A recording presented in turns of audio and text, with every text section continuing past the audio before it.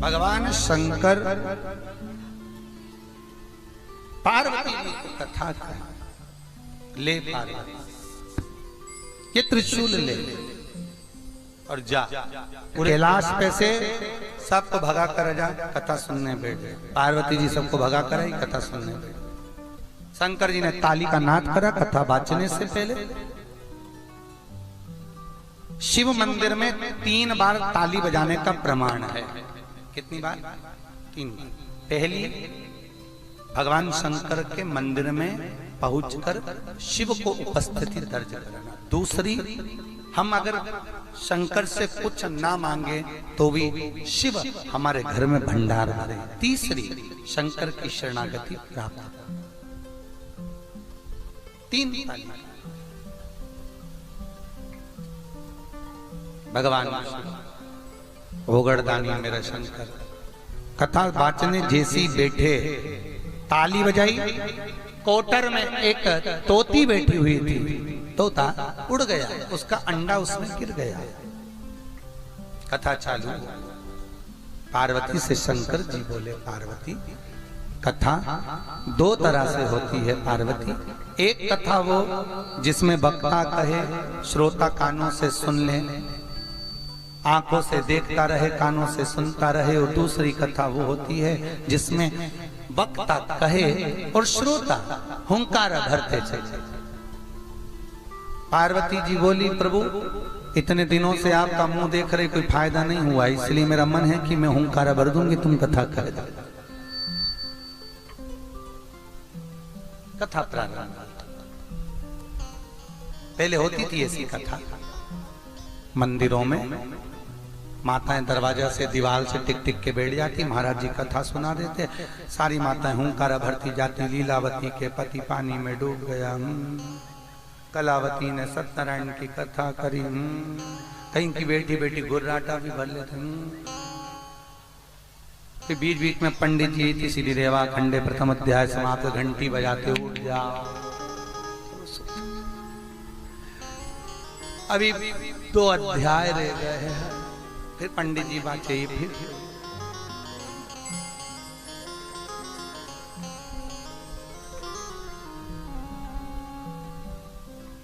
अच्छा ईमानदारी से बोलो, जो व्यक्ति कथा में सोता है ना, कथा में वो ही सोता है जो घर नहीं सोता है। सही है कि गलत है? अरे बोल लो ईमानदारी से, जिसको घर पे नींद नहीं आती। तो किसी ने पूछा, गुरुजी ये कथा में ही नींद क्यों आती है? सुंदरकांड में जाओ, भजन में जाओ तो नींद आ जाए, और ऐसे कहीं शादी पार्टी में जाओ तो 12-12 बजे तक तो ऐसा डिस्को करे, नाचे कूदे, पर कथा में नींद क्यों आए? हमने कहा देखो भैया, बात इतनी सी है, भागवत को कहते हैं माता। क्या कहते हैं? भागवत माता। भागवत माता है, बच्चा कहीं पर भी खेलेगा पर माँ की गोद में आकर जैसी बैठता है, माँ उस पर हाथ रखती है और बच्चे की आंख में नींद आ जाती है। बच्चा कहीं नहीं सोता, सब दूर खेलेगा, पर माँ की गोद में बच्चे को नींद आती है। उसी तरह तुम जगत में कहीं पर भी जाओ, पर माँ की गोद में जब आओगे, कथा में बैठोगे, तुम्हें ऐसा लगेगा जैसे महाराज जी लोरी सुना रहे हैं।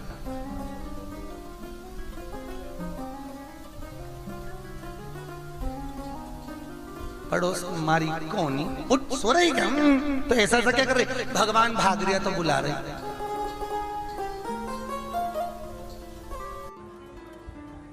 श्रीमद् भागवत में 5 महापाप बताए हैं। शिव महापुराण में 5 महापाप बताए हैं। गरुण पुराण में 5 महापाप कहे। श्रीमद् भागवत में 5 महापाप कहे। शिव पुराण में 5 महापापों का वर्णन किया है। कुर्म पुराण में, स्कंद पुराण में 5 महापापों का वर्णन किया है। उस 5 महापाप में पहला पाप है बाल हत्या। पहला पाप कौन सा है? जम के बोलो जरा। बाल हत्या। दूसरे नंबर का पाप है पर स्त्री का भोग करना, पर नारी का संग करना, ये महापाप की गिनती में आता है। तीसरे नंबर पर आता है स्वर्ण की चोरी करना। सोने की रकम चुरा लेना, सोने की रकम को प्राप्त कर लेना, यह महापाप की गिनती में आता है। चौथे नंबर में आता है किसी के घर में आग लगा दे।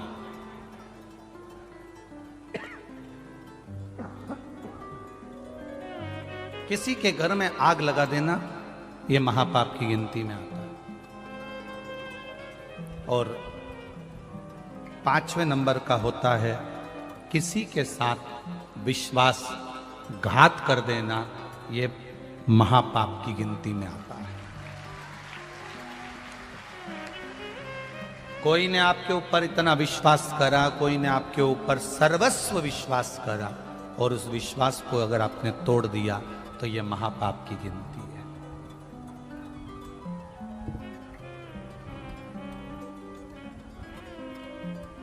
कितना पुण्य।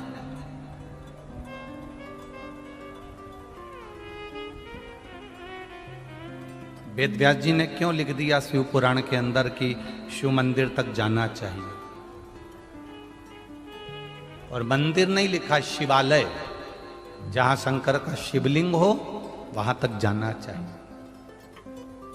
वेद व्यास जी ने क्यों लिख दिया शिव महापुराण और स्कंद पुराण में कि जहां शिव महापुराण की कथा हो, रोज समय ना मिले, प्रतिदिन भगवान की कथा सुनने का समय ना मिले, पर अपने नगर में, अपने गांव में, अपने शहर में अगर कहीं शिव पुराण की कथा हो तो 5 मिनट के लिए दिन में नहीं जा सकते तो रात्रि में जाकर उस भूमि को नमन करना चाहिए। ये शिव पुराण का।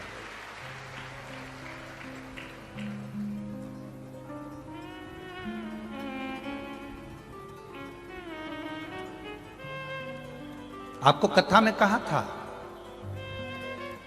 हेलीकॉप्टर को नीचे उतारने के लिए हेलीपैड पर एच बना होता है। हेलीकॉप्टर वाला देख लेता है कि एच बना है, हेलीपैड बना है, तो वो हेलीकॉप्टर को वहां उतार लेता है। वेद व्यास जी शिव पुराण में लिखते हैं जितने दिन तक शिव महापुराण की कथा जिस नगर में, जिस गांव में, जिस क्षेत्र में होती है, उतने दिन तक भोलेनाथ जी का हेलीपैड वही भूमि कहलाती है, नंदी वहीं उतरता है।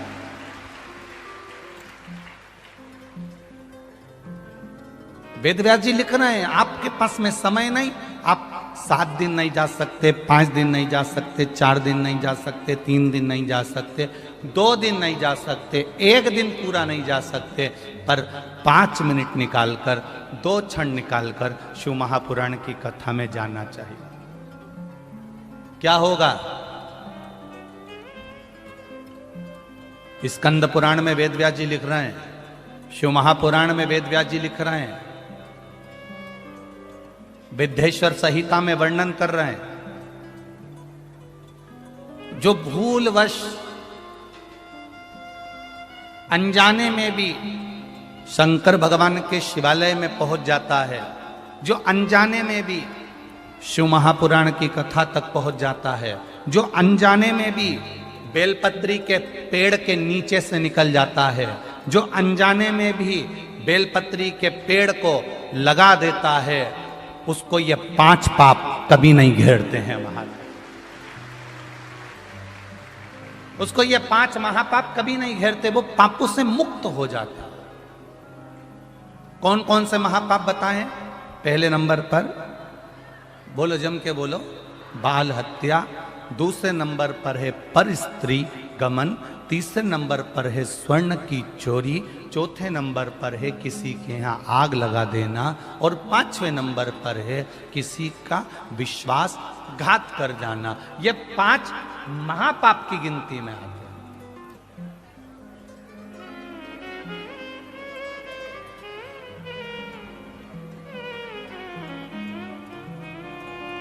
हम कितना पुण्य कमाते हैं, हम कितना जल चढ़ाते हैं, भजन करते हैं, कीर्तन करते हैं, मंत्र जाप करते हैं, श्री शिवाय नमस्तुभ्यम जपते हैं, ओम नमः शिवाय जपते हैं, नमः शिवाय जपते हैं, द्वादश अक्षर मंत्र ओम नमो भगवते वासुदेवाय जपते हैं, राम नाम कृष्ण नाम जपते हैं।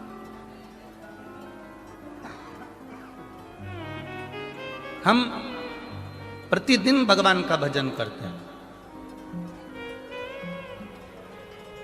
और प्रतिदिन भगवान का भजन करते हैं तो हमारा पुण्य बढ़ाते हैं, पर हमको ये नहीं मालूम कि किसी के यहां पर बाल हत्या करी गई है।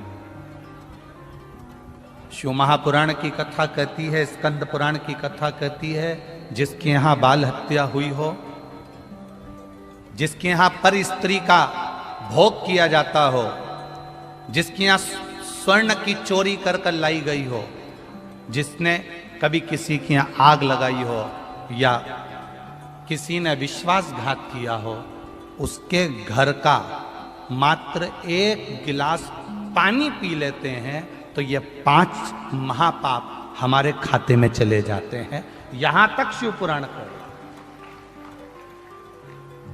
अब आपको कैसे मालूम पड़ेगा कि इनने बाल हत्या करी कि नहीं करी? अब आपको कैसे मालूम पड़ेगा कि इनके घर के लोगों ने कहीं आग लगाई कि नहीं लगाई? अब आपको कैसे मालूम पड़ेगा कि इनने कहीं विश्वासघात करा है क्या? आपको कैसे मालूम पड़ेगा कि यहाँ का इनके घर का पुरुष पर स्त्री गमन करता है क्या, या स्वर्ण की चोरी करता है, या सोने की चोरी करी है क्या? आपको कैसे मालूम पड़ेगा? आपको नहीं मालूम कि इनके घर के लोगों ने कहीं आग लगाई कि नहीं लगाई, पर स्त्री गमन किया कि नहीं करा, या स्वर्ण की चोरी करी कि नहीं करी? आपको कुछ भी नहीं मालूम, क्योंकि आप अनभिज्ञ हैं। आप नहीं जानते कि इसके अपन ने पानी पिया तो ये कैसा है, आप नहीं जानते। तो शिव महापुराण की कथा कहती है, आप अनजाने में उसके घर का पानी पियाए, अनजाने में आपके ऊपर 5 महापाप का दोष उसके खाते का चढ़ गया। पर आप अगर रोज शिव के मंदिर जा रहे हो, शिवालय जा रहे हो, या 5 मिनट भी श्री शिवाय नमस्तुभ्यम बोल रहे हो, तो ये समझ लेना कि हमने भले उसके घर का पाप लियाए थे, पर उसको हमने वापिस भगवान के चरणों में जाकर साफ कर दिया। उस महापाप को हमने समाप्त कर दिया।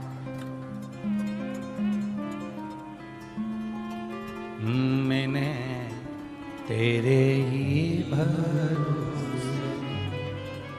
बाबा, तेरे ही भरोसे हवा बिच उड़ती जावागी बाबा, डोर हथो छड़ी नाम कड़ी जावागी। भोले मैं तेरी पतंग, शंभो मैं तेरी पतंग, हवा बिच उड़ती जावांगी बाबा, डोर हथो छड़ी नाम कड़ी जावागी। आपको नहीं मालूम कि आपने उसके घर का पानी पी लिया।